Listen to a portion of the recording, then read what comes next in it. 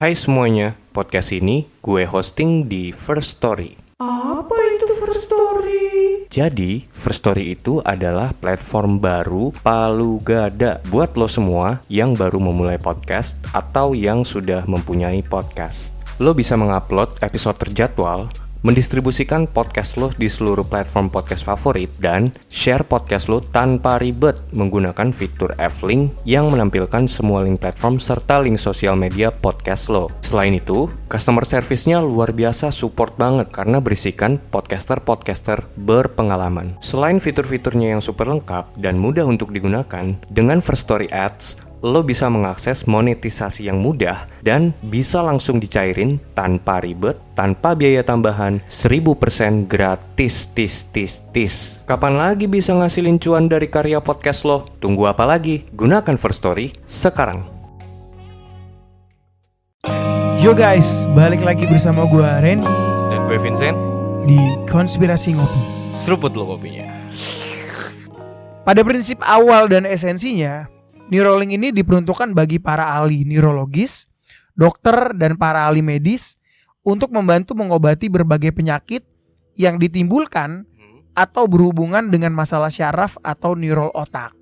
Elon Musk ini mulai mengembangkan dan merealisasikan gagasan ini di mana chip pengendali perangkat elektronik yang ditanam di dalam otak manusia itu mulai dikembangkan akhirnya dari tahun 2016 itu. Oke. Iya.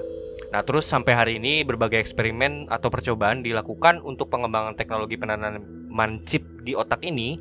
Sejauh ini sudah dilakukan kepada babi. Babinya biasanya ya harusnya. Dan monyet, di mana hasil dari eksperimen ini diklaim berhasil, yaitu membuat spesimen monyet dapat memainkan permainan Pong sederhana. Anjir. Iya, dengan menggunakan pikirannya doang. Dan videonya viral di mana-mana. Lu kayaknya gue yakin lu udah pernah nonton deh. Iya, Ada kan? gue udah pernah nonton dan gue amazed sih. Gokil ya. Gokil banget sumpah. Gokil coy. Jadi dia emang literally, ntar gue taruh linknya di bawah ya, teman-teman juga bisa nonton di YouTube. Itu viral banget lah. Kalian kayaknya udah sering nonton juga. Itu dia main Pong tapi pakai pikirannya doang. Simpanse loh. Nggak tahu simpanse, nggak tahu monyet ya. Gue nggak tahu ya. Anjing gitu loh. Gokil ya bre. Tanggapan lu gimana bre? Tanggapan gue masih nunggu simpanse ini untuk bisa bermain Zuma. Biar PNS yang males kerja ngadu Zuma sama monyet. Iya. Lebih pinter monyet tahu-tahu ya kan. Soalnya itu bre, PNS Los Santos kan ngerjain Excel-nya nggak bisa. Iyalah bisa main Zuma. Iya, ya kan nyuruh-nyuruh intern doang tuh. Iya. Komputer spesifikasi i7 bukan main Genshin Impact. Iya. Mainnya Zuma. Ampun dah. Sat. Lu cabut teh hard disknya kayak kan lu buang ya kan, nggak kepake anjir. Tolol. Gila ya. Emang tolol PNS Los Santos, susah emang udah. Oke bre, setelah mereka berhasil melakukan uji coba kepada simpanse dan tikus itu ya. Babi. Oh dan babi itu ya. Babi. Kenapa Babi gua biasanya selalu- dong. Kenapa gue selalu berpikir tikus ya? Apa karena di Los Santos banyak tikus rakyat? Anjir. Bangsat. Tikus rakyat yang ketahuan main judi online. Iya, parah. Tikus rakyat main judi online loh. Hah, tikus rakyat main judi online. Dipecat akhirnya. Double ya. Double. Gokil. Emang Los Santos bahaya banget. Di saat orang sudah melakukan penelitian, pejabat di Los Santos masih main judi online. Tapi bisa loh, itu ntar gue tanem bikin tikus ya, AI gitu. Mengutin uang-uang di laci-laci itu tuh pejabat bisa. Wah. Bisa ya kan. Bisa ya? Beneran literally ya kan. Iya. Lanjut bre. Nah maksud gue pasti mereka mau dong ngelakuin uji coba ke manusia. Ya. Nah itu gimana bre? Apa udah terjadi atau belum nih? Belum. Jadi sampai saat ini pun itu memang Neuralink sebagai perusahaan ini, tech company ini belum mendapatkan izin dari FDA, Badan Kesehatan Amerika, Iya US. kayak Food Drug and Administration lah. Betul. Atau mirip-mirip kayak BPOM lah. Betul, Kementerian Kesehatan Amerika gitu. Itu belum dapat izinnya karena mereka akhirnya pernah tuh diajuin dan ditolak pengajuannya izin uji coba ini kepada manusia karena dianggap terlalu riskan dan terburu-buru gitu loh bre. Maksudnya kok kalian tuh buru-buru banget sih gitu, mau melakukan ini kepada human, padahal kan baru banget kalian ngelakuin di babi dan monyet, kayak terlalu terburu-buru gitu loh. Kayaknya kurang licin bre. Iya dong. Iya. Tapi anehnya berselang 1 bulan kemudian, ingat ya, 1 bulan kemudian, pada bulan Maret 2023, sikap FDA ini jadi berubah, bre. Neuralink mengumumkan bahwa FDA akhirnya mengabulkan permintaan mereka. What? Iya coy, Hanya berselang 1 1 bulan. bulan doang. Kenapa sifat FDA sangat cepat berubah? Apa adanya. Ada apanya? Wow. Itu sorry tadi ada itu apa namanya bangau. Oh iya. Sebulan loh, bre. Oh kalau kayak 6 bulan oke lah gitu. Kalau sebulan gitu gimana? Gila ya. Iya. Mantep itu berarti itu sih. Either money Ya, atau memang Elon Musk bisa meyakinkan Neuralink ini penting banget untuk keberlangsungan hidup manusia. Tapi nggak dalam sebulan sih menurut gua. Ya gue selalu skeptis, gue selalu berpikiran negatif gitu loh, ya kan. Itu karena terlalu cepat ya sebulan gitu, bre. Jadi gue kemarin dapat berita nih, bre. Elon Musk ini udah ngumumin, bre. Semenjak dia dapat izin dari FDA itu, dia udah mulai berani ngumumin ke masyarakat bahwa kayaknya dalam jangka waktu dekat ini, kayaknya akhir tahun deh kita mau nyoba di human. Wow. Kayak dalam waktu dekat ini gitu. Desember 2023. Pokoknya akhir tahun lah. Pokoknya di kurun waktu 6 bulanan inilah. Q4 lah ya berarti ya. Q4 ya. Iya. Karena ada berita di China, mereka tuh udah berhasil sama human. Oh, Panas. Oh, Cina ngelakuin hal itu juga? Iya, coy. Anjir. Ini kan balap-balapan, coy. Memang Tuhan Anda adalah cuan Cina. Tuannya duit ya. Cina ini ya, Tuhannya Cina sono duit, ya, iya. Cina sono ya. Cina Indonesia respectful Aman. kalau gua. Iya, coy. Gua respect sama orang Cina Indonesia. Karena Cina Indonesia Cindo berbahasa Indo. Yoi. Kan lu juga Cina, Bro. Iya, gua. Cindo. Ya kan leluhur gua orang Cina dulu kan ikut Sumpah Pemuda juga, bre. Benar. Iya, baris mereka. Jadi ya gitulah. Ya gitulah ya. Nah dari sini, bre, akhirnya udah mulai bisa nggak lo ngeprediksi the future, bre, dari Neuralink ini, bre?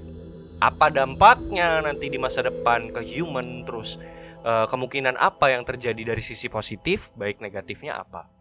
Justru for the future ya.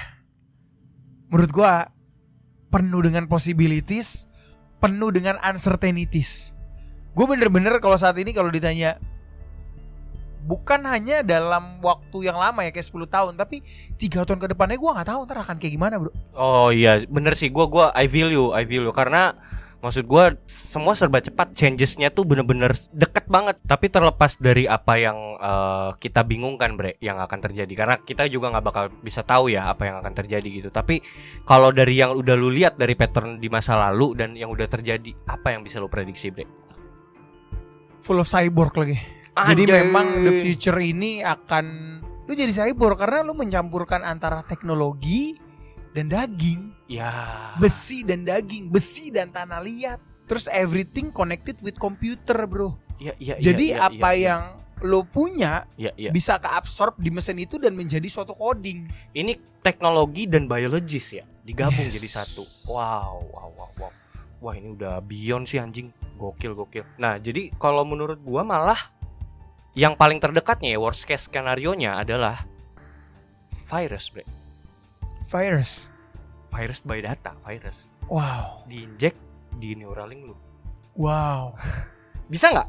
Bisa lah. Bisa kan?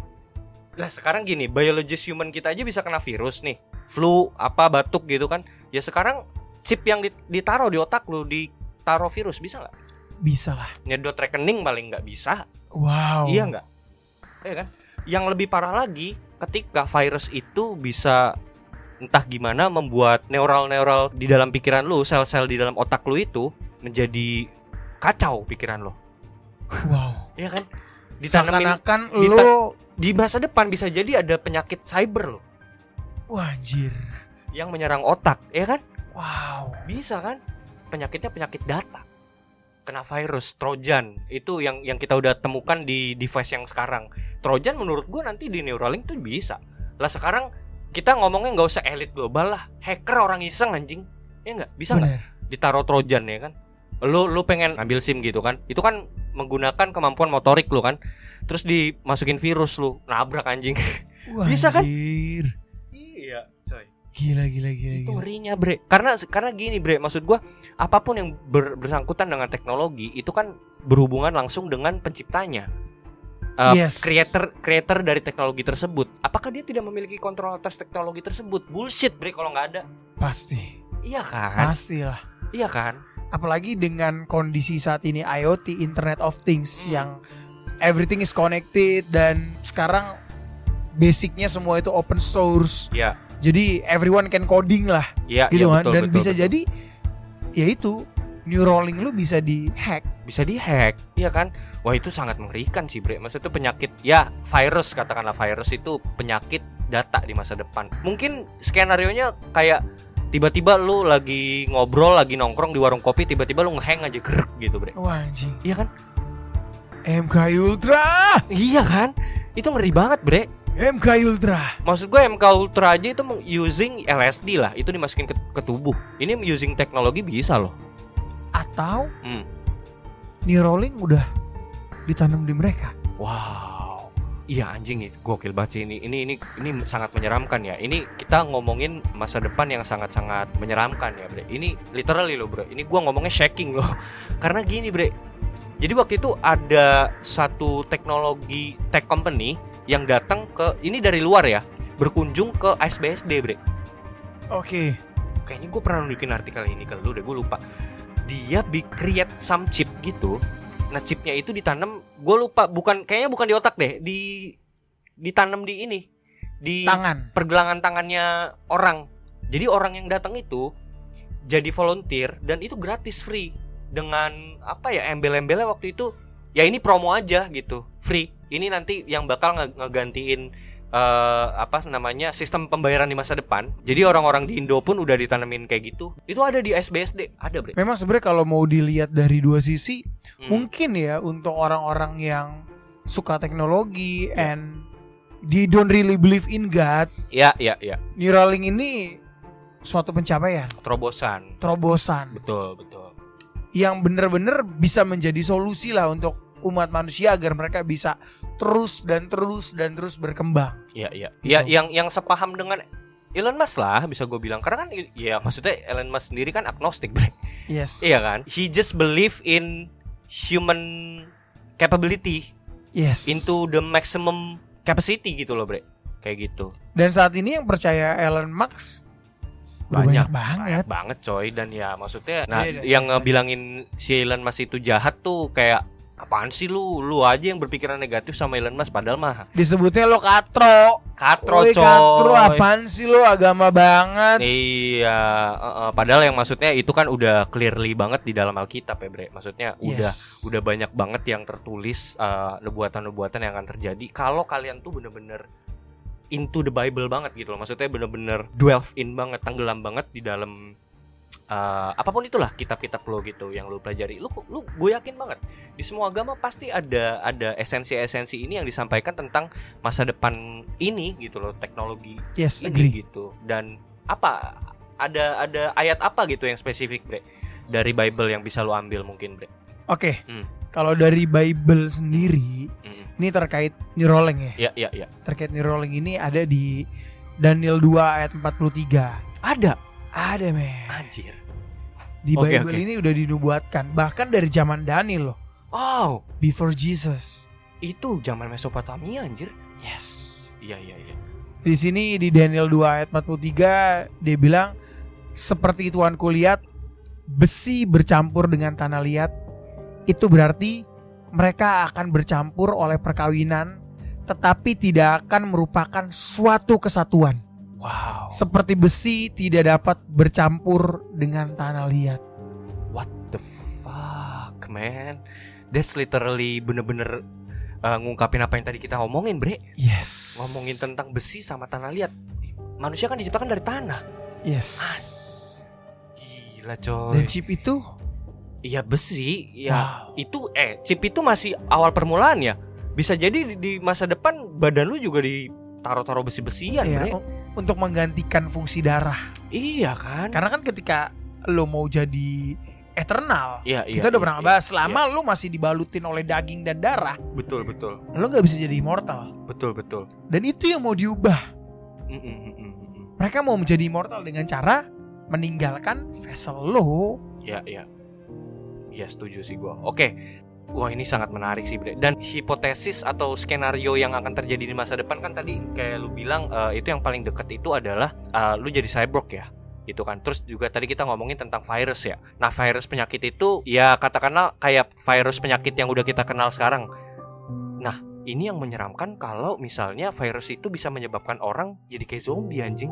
Wow. Iya enggak? Zombie apocalypse. Iya kan? Make sense gak? Train to Busan. Iya coy. Resident Evil, bre. Wow. Iya kan? Nih, someday katakanlah si Elon Musk ini yang udah punya kontrol terhadap Neuralink itu, dan semua Neuralink udah terpasang di seluruh humankind lah gitu. Istilahnya lu kalau nggak masang katrok lu gitu, goblok lu gitu, nggak bisa belanja lah pokoknya. Ya nggak? Mau nggak mau lu masang kan? Anjing, cannot imagine sih gue. Iya kan? And then at that time, at that day, dalam satu hari itu Elon Musk, gue jadiin zombie orang-orang ini. Ya nggak bisa kan? Yes. Tek, dia pencet satu tombol, anjing jeder langsung pada jadi zombie, bre. Dia pencet shutdown. Iya. Fungsi otak lo mati keganti AI. Iya coy. Dikontrol sama dia coy. Wow. Ih anjing. Nah itu udah bisa memberikan cabang-cabang possibilities lain tuh. Entah dia ya udah langsung matiin aja human bisa, atau jadiin ya udah manusia-manusia jadi zombie itu benar-benar kayak zombie apocalypse, bre. Gitu. Entar iya, seakan-akan gini kan, seakan-akan lu tuh di genjutsu, bro.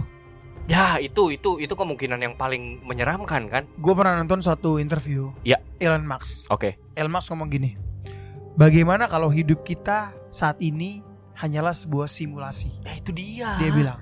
And he's very sangat-sangat yakin loh terhadap itu loh. Yes. Dia sangat meyakini itu. Yes. Alasannya kenapa dia sangat yakin? Karena dia menjelaskan bahwa perkembangan teknologi itu udah gila banget, dia bilang, unpredictable. Dan untuk keberlangsungan hidup manusia, mereka harus membuat simulasi atas hidupnya sendiri. Setuju. Itu yang Elon Musk bilang. Dan dia bilang, oke, kalau saat ini peradaban manusia let's say memang sudah ribuan tahun atau 1 miliar tahun, harusnya mereka sudah membuat simulasi itu, dan kita adalah bagian dari simulasinya. Karena kita akan membuat simulasi itu. Yes, itu kalau kita ke arah kesana ya, kalau kita mencapai civilization level tersebut ya, yang seperti yang Dr. Michio bilang ya. Yes. Gitu. Dan Elon Musk bilang bahwa teknologi ini saat ini mengarah ke sana. Yes. Dia mau ngebuat simulasi dengan cara gimana? Simpelnya adalah ketika lo dikasih tahu, bro, gue mau buat simulasi, nanti lo hidup di alam simulasi, lo mau ikut nggak? Gue yakin 80% of the human nggak, ngapain anjing? Ya, oke. Gitu. Tapi dia buat suatu kondisi seakan-akan, men, lo lihat sekarang lo udah nggak bisa compete with AI. Ya. Lo udah nggak bisa kerja, bro. Ini solusinya. This is the solution. Lo bisa lebih pintar dibanding AI. Iya. Lo punya wisdom. Iya. Lo smart. Ya. Lo pakai ini. Dan sebenarnya dia punya motif lain. Yaitu motif lainnya adalah untuk masukin lo ke dalam alam simulasi. Genjutsu. Fuck. Anjing. Sorry, kita masuk ke dalam ceritanya Naruto ya. Itu Naruto ceritanya gimana sih, yang di akhir itu yang Madara. Gua kurang in banget ya sama anime ini yang satu ini. Itu ceritanya gimana tuh? Jadi ternyata orang-orang di Konoha itu berada dalam simulasi atau gimana sih? Enggak, jadi memang Madara ini mengalami kepahitan lah. Oke. Mengalami kepahitan, dan dia punya suatu misi kayak, gue pengen nih di dunia ini nggak ada kesedihan, nggak ada kemarahan, nggak ada pertengkaran segala macem.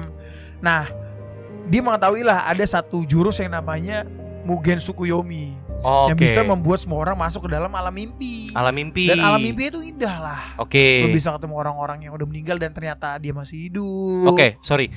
Medianya yang untuk melakukan ilmu ini apa? Maksudnya apakah orang itu disambungkan oleh suatu akar pohon kah atau apa gitu? Iya. Atau teknologi apa gitu? Oleh akar pohon, tapi gitu. Tapi itu melalui mata kalau di Naruto. Jadi dia kayak bulan itu nampilin matanya si Madara lah, akhirnya semua orang terpengaruh. Iya. Kena genjutsu itu. Anjing, possible lagi, Pak. Maksud gue ya seperti yang tadi gue bilang, metaverse, bre. Dan ini udah gue pernah bahas di dunia simulasi ya, di episode sebelumnya, kalian bisa dengar bahwa ya kemungkinan yang paling parah selain tadi zombie apocalypse ya ini metaverse atau virtual reality inside your brain, man. Wah. Ini mengerikan, men. Itu ngeri banget, coy.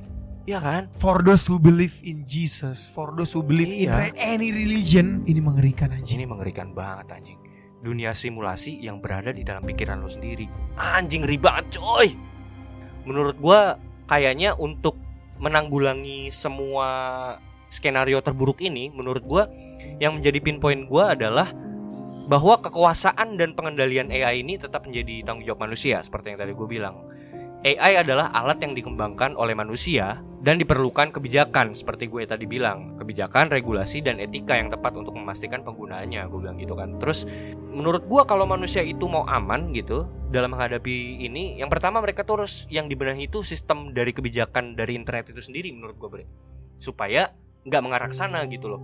Kan seperti yang kita udah bahas di episode sebelumnya, di AI di part 1 dan part 2 sekalipun, bahwa AI ini kan dia tidak bisa mendeteksi yang mana benar dan yang salah informasi. Yes. Benar gak? Nah berarti kan yang harus dibenahi dulu internetnya itu sendiri. Correct. Informasi yang beredar itu dulu yang ada di internet gitu loh. Entah ada ada suatu lembaga dunia lah yang dibuat supaya membuat informasi itu menjadi valid yang masuk ke dalam AI, katakanlah di dalam ChatGPT. Jadi ChatGPT itu punya filter mana data yang benar, mana yang salah. Seperti yang lu bilang kan, yang paling bahaya itu kan manipulasi kan bre. Tadi untuk dari segi lembaga ya, kalau gue bilang ya, lembaga yang paling memungkinkan itu ya, gue nggak tahu nih bakal bisa kejadian atau enggak, tapi menurut gue harus ada loh lembaga atau asosiasi internasional yang netral dan dibentuk dari masyarakat kolektif dunia itu sendiri, dan bukan merupakan dari golongan tertentu atau pihak tertentu yang memihak suatu negara tertentu atau elit politik lah atau golongan pihak manapun untuk mengontrol arus informasi ini supaya netral gitu bre. I see. Jadi agree sih gue. Tidak terikat kepentingan apapun gitu loh. Harus ada, misalnya contoh gini, lo dipilih sebagai the leader of this association gitu, yang ngontrol jalannya kebijakan AI ini gitu. Karena kalau misalnya ada kepentingan di situ kayaknya hancur sih pak gitu. Get it. Iya, Get your point lah. Iya, ya mungkin teman ngopi bisa bantu lah untuk stitch video ini, sebarin ke orang-orang. Yes. Jadi kita bikin petisi lah. Yes. Vincent kita pilih jadi presiden. Anjing, presiden asosiasi penanggulangan AI ya. Yes. Anjingnya. Iya kan karena maksud gua kalau misalnya nggak dikontrol, ya maksud gua sampai mau sejauh mana lu menyerahkan pengontrolan ini kepada pemerintah elit itu bre, ya kan Benar-benar. ujung-ujungnya cuan, kepentingan kan. Ya itulah elit global. Iya kan? Makanya kita lebih percaya Jerex. Oh iya ya, Dr. Richard Lee. Iya, salah satu kandidat yang oke tuh ya kan. Bahkan kalau bisa mereka yang nanti menjabat itu sebagai leader nggak digaji bre. Nggak digaji ya? Iya, supaya jangan ada kepentingan di situ. Oke.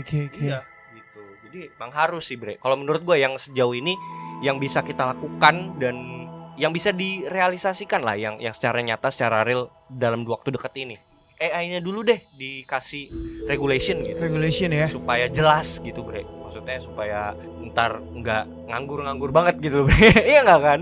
Iya gitu. Ya semoga CIA Jangan dengerin ini supaya kita ditangkep.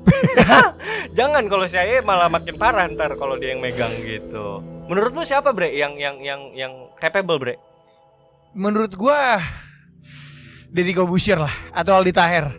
Aldi Taher sih. Aldi Taher ya. Iya. Kayak dia lebih jujur ya.